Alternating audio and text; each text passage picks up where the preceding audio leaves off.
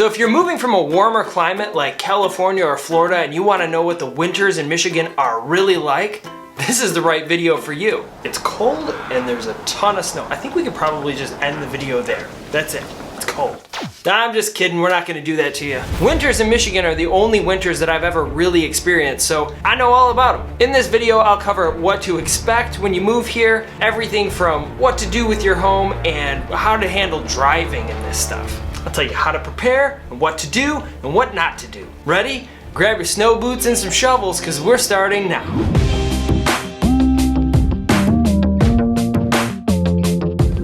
All right, first things first, we're gonna start with the snow. We gotta jump right into it. Jump right into the snow. Kinda. Well, we're gonna jump right into the topic of snow. According to USA.com, Michigan ranks as the 6th snowiest state in the country. You wanna know who number 5 is? I'll give you like 2 seconds to guess. All right, time's up. It's Alaska. Alaska? The state that's like literally made of snow comes in number 5, and we're number 6. Michigan gets about 60 inches of snow a year. 60 inches.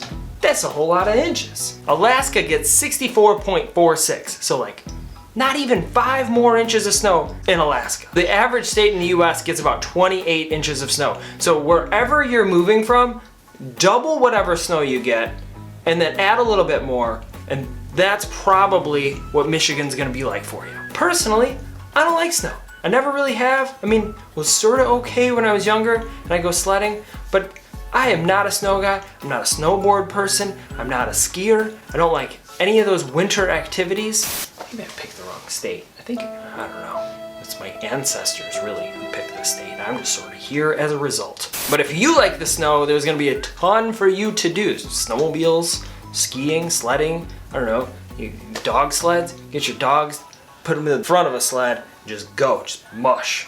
So some things you are going to need to deal with this snow. You're going to need shovels. And of course you're gonna need shovels, but you need to prepare for that. You're going to need a snowblower because shoveling, it gets kind of old, it sucks. Like if you've got a big yard and lots of sidewalk and things, you need to take care of that. Salt or sand. Primarily Michigan operates with a whole lot of salt because Detroit was built on giant salt mines, so the use of salt is like, I mean, that's what we use here. And a roof rake. You ever heard of a roof rake? You do now. I'm gonna explain how to use a roof rake and what it's for in a little bit. When I said you need a snowblower, I mean it, because some of the snow, like the other day, it snowed a ton and then the temperatures ramped up to about 50 degrees. And then what happens when that happens in Michigan is the snow gets really wet and heavy, and they call that heart attack snow because people have heart attacks trying to lift this stuff because it looks fine, but it's really not. Like, it's like 50 degrees outside right now and it just snowed a whole ton. Next, we'll talk about cars and driving. So studies show only 2% of Michiganders actually remember how to drive in the snow every year when it comes around again. That's not a real statistic at all, but it feels like it. If you were out during the peak of rush hour tonight, you might agree with Willie Perkins. It was horrible. Slipping and sliding, no salt anywhere. I don't know what happened. People just forgot how to drive. It seems like everybody just loses their mind and they all forget how to drive in the snow. The first chance you get, you should just go to an empty parking lot with some snow and you just practice braking and sort of sliding on that snow, just so you know sort of what to expect. My birthday's in January, so I was fortunate enough to learn how to drive in the snow. So when I first got my driver's license, many moons ago, I was driving in the snow right away. So like, I'm good in the snow. I have been in a few accidents though, so that's not good. Maybe we don't talk about that. All right, so if you're shopping for a new car before you come to Michigan, I urge you, I'm going to beg you, please buy a car with either all-wheel drive or four-wheel drive, or front-wheel drive, bare minimum. Probably not rear-wheel drive because the weight's all in the front because of the engine, and your back wheels are just going to be spinning and you'll just be sort of sliding around everywhere. I once went to go test drive a BMW and the salesperson there was trying to convince me that it'll be fine. It's rear-wheel drive, but the balance is so precision with the BMW that it will just be fine. It's gonna handle the snow. I've been driving Audis for years. I love all-wheel drive, so I know that was just a bunch of garbage.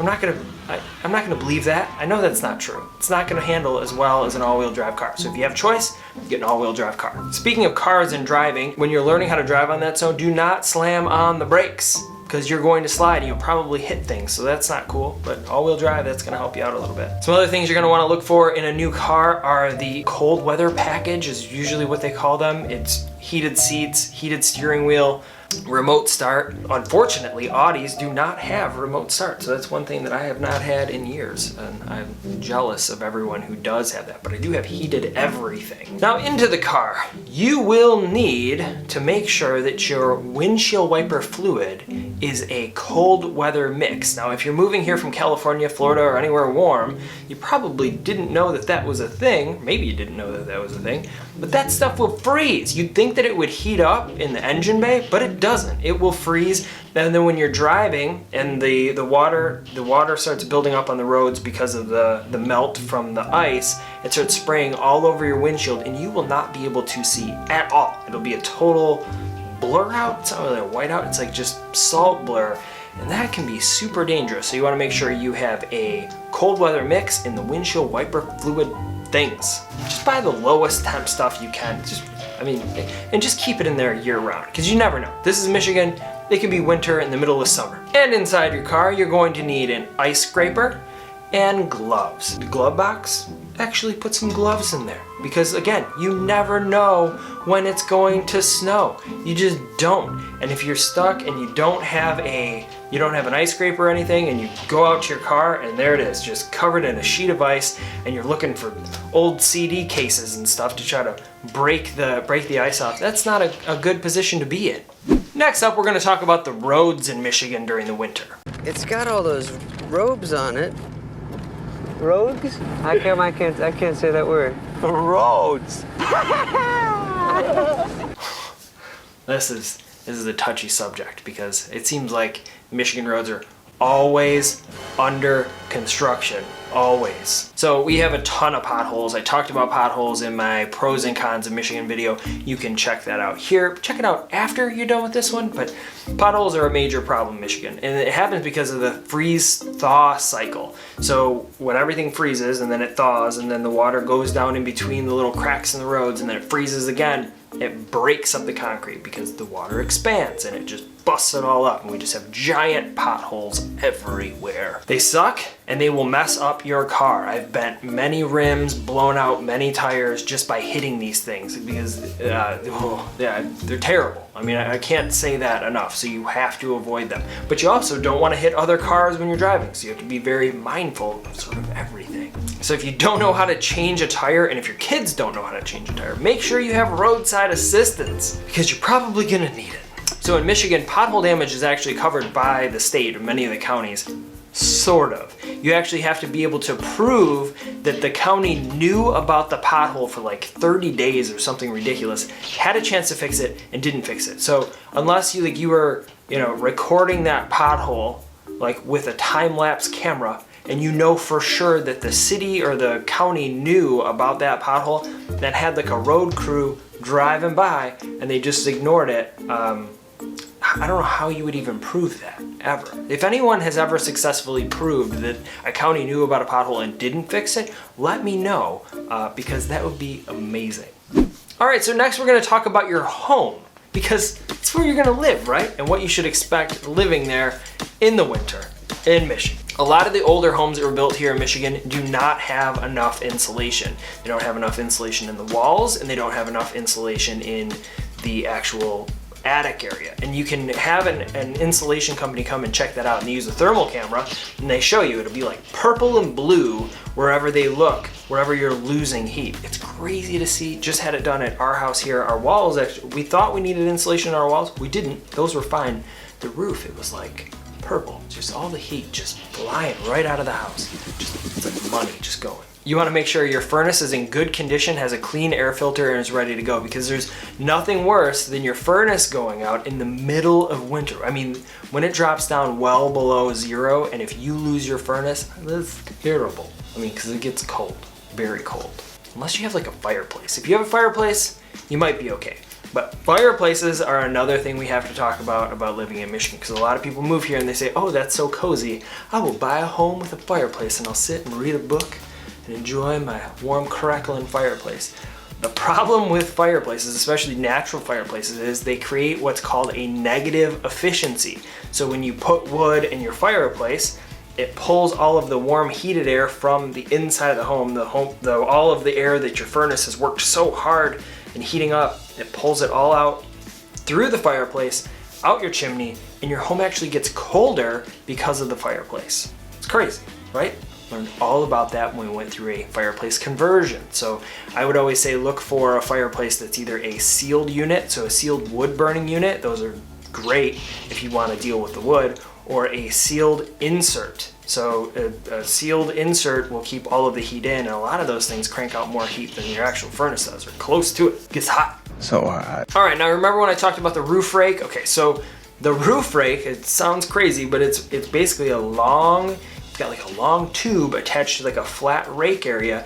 And what that does is you use that to pull the snow that's accumulated on your roof off of your roof, if you can get to it, so that it doesn't melt and create what's called an ice dam. Because ice dams form when we have these freeze and thaw cycles in Michigan, and you've got snow that starts to melt and then it starts to freeze again, builds up on your gutters, and it can do all sorts of damage, create all sorts of leaks and everything inside your house. So I bet you never thought you'd be raking your roof. Roofing your rake?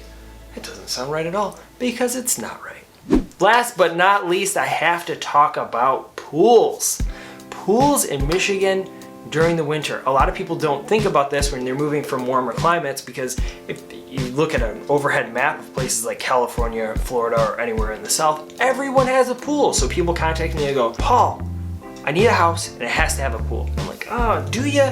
Like, do you really? You have to remember, like, this is Michigan. It's not warm all the time. And even if you keep that thing heated, I mean, it's gonna cost a fortune to keep it heated through the winter months. I don't think anybody would really do that. But if you decided to do that, it would be crazy. A couple homes I've seen have had indoor pools, but then you sort of lose the whole feel of having an outdoor pool. So if you're moving here from a warmer climate and you think you need a pool, you should probably take a look at the weather forecast, and so you can see how many days you'll really get to use that pool. It's probably not as much as you'd think.